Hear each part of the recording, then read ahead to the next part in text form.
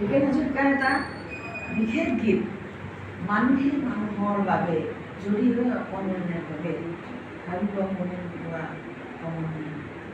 এই বিখ্যাত গীতটোৰ কেৱল অসমৰ কাৰণে নহয়, ভাৰতৰ কবিবাণী বিশ্বৰ বাবে তেওঁ গাইছে। আৰু মানৱতা কবি মহান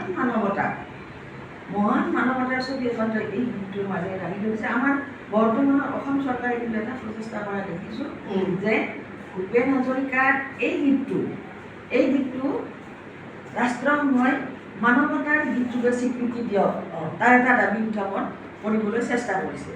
আজি অসম চৰকাৰে ভূপেন হাজৰিকাৰ শ্ৰদ্ধাঞ্জলি অনুষ্ঠান অসমজুৰি পাতিবলৈ চেষ্টা কৰিছে। এইখিনিৰ কাৰণে আমি চৰকাৰৰ ওচৰত কৃতজ্ঞ।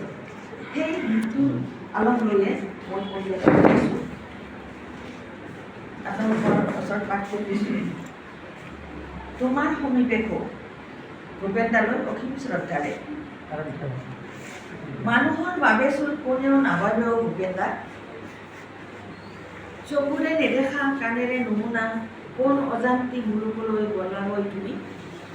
এতিয়া কেনে আলৈ আঠানি ছোৱালী জুমি, লাচিতৰ উত্তৰ পুৰুষ কেনে সূৰ্যহীন অসমীয়া আমি, অমানৱীয়তাত লেটি পেটি হৈ কিমানলৈ গৈছোঁ নামি। এই মাটি যাওঁ, এই ভেটি যাওঁ, জাতি যাওঁ, তথাপিওচোন কাৰো কাণসাৰ নাই কাৰো আক্ষেপ। ৰজা আগৰে প্ৰজা আগৰে, বাটে ঘাটে সকলোতে শৰাই ঘাটৰ পথৰ ঘাটৰ ভাওনা। নিজৰ আই বুলি ক'বলৈ